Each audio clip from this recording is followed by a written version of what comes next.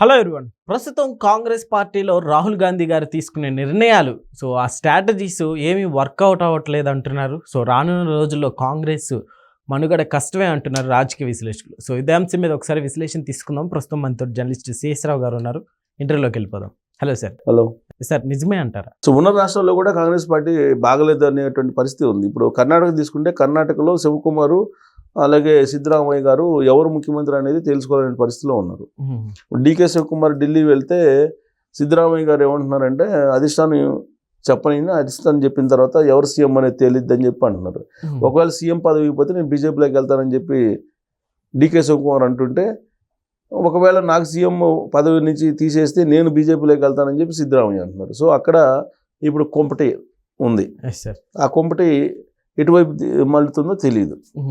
ఇదంతా ఒక ఎత్తు అయితే వచ్చే ఏడాది తమిళనాడు ఎలక్షన్స్ జరగబోతున్నాయి. ఈ తమిళనాడు ఎలక్షన్స్లో డిఎంకే తోటి ఇంతకాలం పొత్తులో కొనసాగుతూ వచ్చినటువంటి కాంగ్రెస్ పార్టీ ఇప్పుడు డిఎంకే తోటి కటిఫై అయ్యే పరిస్థితులు కనపడుతున్నాయి. అసలు యాక్చువల్గా ఇండియా కూటమిలో అత్యంత బలమైనటువంటి పార్టీ ఏదన్నా ఉందని అంటే కాంగ్రెస్ తర్వాత డిఎంకే. ఆ పార్టీనే వదులుకొని టీవీకే అనే కొత్త పార్టీ వచ్చింది. ఇది హీరో విజయ్ పెట్టినటువంటి టీవీకే అనేటువంటి పార్టీ. ఆ పార్టీ తోటి ఇప్పుడు చర్చలు జరుగుతుంది. దానికి కారణం ఏంటి? డిఎంకే 25 సీట్లు మించి ఇవ్వలేము అని చెప్పి చెబుతుంది కాంగ్రెస్ పార్టీకి. ఎందుకంటే ప్రాంతీయ పార్టీ డిఎంకే అక్కడ స్ట్రాంగ్గా ఉంది. ఎక్కువ సీట్లు ఇస్తే కనుక కాంగ్రెస్ పార్టీకి నష్టపోతాం అనేటువంటి భావంతో డిఎంకే ఉంది. దానికి కారణం ఏంటి? ఇటీవల జరిగినటువంటి బీహార్ ఎన్నికల్లో కాంగ్రెస్ పార్టీకి ఎక్కువ టికెట్లు ఇచ్చినందువల్ల ఆర్జేడీ నష్టపోయిందని చెప్పి అక్కడ ఉండేటువంటి టాక్. కాబట్టి ప్రాంతీయ పార్టీలు, భారతదేశ వ్యాప్తంగా ఉన్నటువంటి ప్రాంతీయ పార్టీలతోటి కాంగ్రెస్ పార్టీ సరైనటువంటి విధంగా రాజకీయాలను నడపలేకపోతుంది అనేది ఒకటి క్లారిటీ వస్తుంది. ఎందుకంటే డిఎంకే లాంటి పార్టీతోటే కలిసి నడవలేని పరిస్థితుల్లో కాంగ్రెస్ పార్టీ ఉందంటే ఇంకా ఏ పార్టీతోటి వెళ్తాయి? ఇప్పుడు ఢిల్లీలో ఉంది. ఢిల్లీలో ఆప్తోటి పొత్తు పెట్టుకోలేదు. ఉత్తరప్రదేశ్ ఉంటేనేమో సమాజ్వాదీ పార్టీ కాంగ్రెస్ పార్టీ మధ్య పొత్తు అనేది పూర్తి స్థాయిలో పొసగలేదు.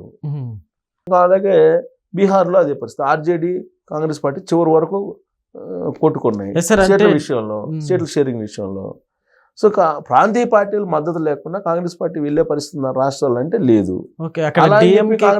అలాంటి ప్రాంతీయ పార్టీలతో, బలమైన ప్రాంతీయ పార్టీలతో కలిసి వెళ్దామని అంటేనేమో తోక పార్టీ లాగా కాంగ్రెస్ పార్టీ కనిపిస్తుంది. Okay sir. అయితే డిఎంకే కాస్త అక్కడ డల్ అయింది, దాని కారణంగానే ఇట్లా వేరే వైపు మొగ్గు చూపుతుంది అంటున్నారు కదా సార్. ఇప్పుడు డిఎంకే డల్ అయిందా లేకపోతే బలపడిందంటే, ఒక డిఎంకే డల్ అయినా కానీ కాంగ్రెస్ పార్టీ ఏమైనా బలపడింది? అక్కడ లేదుగా. కాంగ్రెస్ పార్టీ డిఎంకే కలిసి ఉన్నాయి, కలిసి ప్రయాణం చేస్తున్నాయి. కానీ వచ్చే ఏడాది జరిగేటువంటి ఎన్నికలకి ఇప్పటి నుంచే కాంగ్రెస్ పార్టీ డిఎంకే మధ్యలో గ్యాప్ అయితే ఏర్పడుతుంది. గ్యాప్ ఏర్పడుతున్నటువంటి విషయాన్ని గమనించి అక్కడ ఉన్నటువంటి కాంగ్రెస్ పార్టీ ఇన్ఛార్జీలు కానీ, కాంగ్రెస్ పార్టీ అధ్యక్షుడు కానీ టీవీకే పార్టీతో సంప్రదింపులు జరుపుతున్నాయి. మరి ఒకసారి విజయ్ తోటి సంప్రదింపులు జరుగుతున్నప్పుడు డిఎంకే వాళ్ళు ఎందుకు కాంగ్రెస్ పార్టీని ఉండనిస్తారు? అలయన్స్లో ఇండివిజువల్గా మేము పోటీ చేసుకుంటామని చెప్తారు. కాబట్టి డిఎంకేకి కాంగ్రెస్ పార్టీకి బెడిసింది తమిళనాడులో అని చెప్పి చెప్పుకోవచ్చు. ఎందుకంటే టీవీకే పార్టీ విజయ్ తోటి వెళ్తున్నారు కాబట్టి. యాక్చువల్గా విజయ్ ఆయన బీజేపీతో కలిసి వెళ్తారని చెప్పేసి తొలి రోజుల్లో అనుకున్నారు.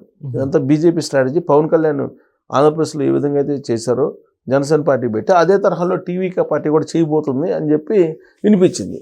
ఆ మధ్య తొక్కిసలాట కూడా జరిగినప్పుడు కూడా ఇదే వినిపించింది.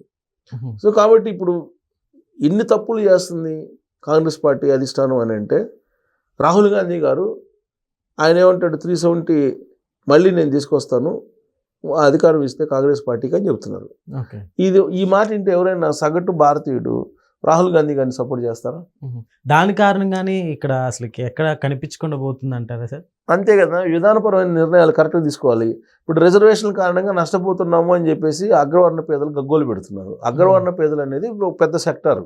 అవును, సరే, అగ్రవర్ణాల్లో ఉండేటువంటి ధనికులు వాళ్ళకేం ఇబ్బంది లేదు, వాళ్ళు అసలు ఓటింగ్ కూడా రారు. అగ్రవర్ణ పేదలు ఎవరైతే ఉన్నారో వాళ్ళు పెద్ద సెక్టారు, వాళ్ళు నలిగిపోతున్నారు. రిజర్వేషన్లు కారణంగా బాగా నష్టపోతుంది ఎవరంటే అగ్రవర్ణ పేదలు. వాళ్ళు రిజర్వేషన్లు ఇప్పుడు 50% ఉండడమే ఇబ్బందికరమైన పరిస్థితి అయితే, రాహుల్ గాంధీ ఏం చెప్తున్నారు, నాకు అధికారం ఇవ్వండి కాంగ్రెస్ పార్టీకి, నేను 50% లిమిట్ని కూడా తీసేసి మొత్తం రిజర్వేషన్లు కులాల ప్రాతిపదికన ఇస్తారని చెప్తున్నాడు. అంటే ఇంకా పెంచుతారని చెప్తున్నాడు. ఉన్నటువంటి రిజర్వేషన్ 50%కే గగ్గోలు పెడుతుంటే నేను ఇంకా పెంచుతానని చెప్పి రాహుల్ గాంధీ గారు చెప్తున్నారంటే ఎవరైనా ఆయన్ని ఆదరిస్తారా? ఆదరించరు కదా. సో అలాగే రాహుల్ గాంధీ గారు ఆపరేషన్ సింధూర్ క్రమంలో ఆయన చేసినటువంటి కామెంట్స్ కానీ, తర్వాత పార్లమెంట్ లోపల కానీ పార్లమెంట్ బయట కానీ ఆయన వ్యవహరిస్తున్నటువంటి తీరు, ఇవన్నీ కాంగ్రెస్ పార్టీకి కొంత నష్టం చేకూర్చేలాగా ఉన్నాయి అనేది ఆ పార్టీలో ఉండేటువంటి వాళ్ళ కొంతమంది భావన. ఎందుకనంటే ఇప్పుడు ఆయన ఏఐసిసి అధ్యక్ష బాధ్యతలు తీసుకున్నాడు. 2019 ఎన్నికల్లో ఓడిపోయింది కాంగ్రెస్ పార్టీ. దాంతో ఆయన రాజీనామా చేశాడు. రాజీనామా చేసిన తర్వాత కొన్ని రోజులకి మళ్ళీ తీసుకోమంటే తీసుకోవాలి, ఖర్గేకి ఇచ్చేశారు. సరే ఇప్పుడు ఎంపీగా గెలిచాడు. ఎంపీగా గెలిచిన తర్వాత ఆయన ఇప్పుడు లోక్సభలో ప్రతిపక్ష నాయకుడిగా ఉన్నాడు. అంతకుముందు ఆయన నరేంద్ర మోడీ గారి మీద నోరు బారేసుకొని అనర్హత వేటుకు గురయ్యాడు. మళ్ళీ ఈ మధ్య ఏదో మళ్ళీ మాట్లాడుతున్నారు. ఇప్పుడేంటి మళ్ళీ ఇప్పుడు తాజాగా మళ్ళీ పుతిన్ టూర్ గురించి మాట్లాడుతున్నారు. పుతిన్ టూర్ గురించి ఆయన ఏం మాట్లాడుతున్నారు? అసలు విజన్ లేనటువంటి విధంగా వ్యవహరిస్తున్నారు భారతదేశం అనేది మాట్లాడుతున్నారు. అంటే అమెరికాతోటి బాగుండమని చెప్పడమా లేకపోతే ఏంటి అనేది ఆయన ఉద్దేశం అర్థం కావట్లేదు. విదేశాంగ విధానంలో ఫెయిల్యూర్ అయిపోయింది అని చెప్పి చెబుతున్నాడు రాహుల్ గాంధీ గారు. సో ఇవన్నీ విన్న తర్వాత రాహుల్ గాంధీ గారి నాయకత్వం మీద నమ్మకం అనేది ఉంటుందా? ఇప్పుడు జోడో యాత్ర చేశాడు. జోడో యాత్ర చేసినప్పుడు అప్పుడు కొంచెం ఎలివేషన్ వచ్చింది ఆయనకి. ఆ తర్వాత న్యాయ యాత్ర చేశారు, అది కూడా ఎలివేషన్ వచ్చింది. సో వాటిని నిలబెట్టుకునేలాగా విధానపరమైన నిర్ణయాలు ఉండాలి కదా.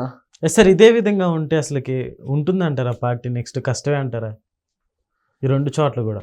అంటే కష్టం అంటే ఇప్పుడు ఉన్నటువంటి పార్టీ మీద ప్రజలందరూ తిరుగుబాటు వచ్చేస్తే అప్పుడు ఆల్టర్నేటివ్గా నిలుస్తుందేమో, కానీ నిర్మాణాత్మకంగా అయితే వెళ్తలేదుగా రాహుల్ గాంధీ. ఇప్పుడు ఇండిగో సమస్య వచ్చింది. ఇండిగో సమస్య మీద ఆయన ఏమంటున్నాడు? ప్రభుత్వంలో ఉన్నటువంటి వాళ్ళే ఈ ఇండిగో ఎయిర్లైన్స్ సంబంధించినటువంటి వాళ్ళే నిర్వాహకులు, వాళ్ళే నిర్ణయాధికారులు, కాబట్టి సామాన్యుడికి ఏం న్యాయం జరిగిద్ది అంటాడు.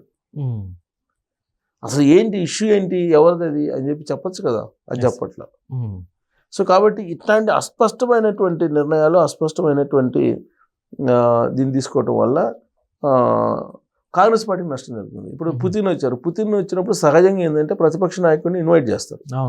ప్రతిపక్ష నాయకుడిని కలుస్తారు ఏ దేశ అధినేత వచ్చినప్పటికి కూడా, లేదు ప్రతిపక్ష నాయకుడైనా పోయి కలుస్తాడు, అది సాంప్రదాయం. కానీ ఈ మధ్యకాలంలో పుతిన్ కాదు కదా, ఎవరు వచ్చినా కానీ విదేశానికి సంబంధించిన నేతలు ప్రతిపక్ష నాయకుడిని కలవట్లేదు, ప్రతిపక్ష నాయకుడిని ఇన్వైట్ చేయట్లేదు.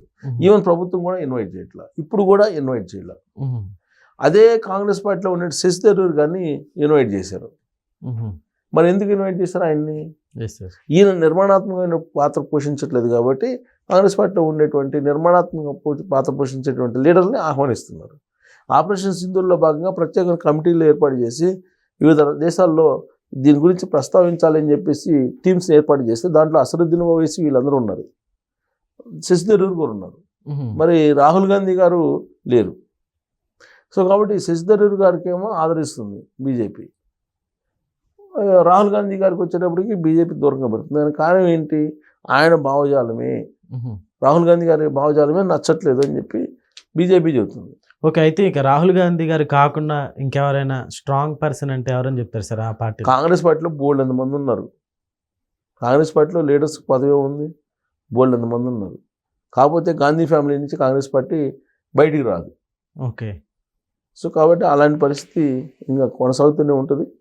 ఇప్పుడు ఉన్నటువంటి స్ట్రాంగ్ ఉన్నటువంటి పార్టీని కూడా ఇప్పుడు దూరం చేసుకుంటుంది, డిఎంకే పార్టీని.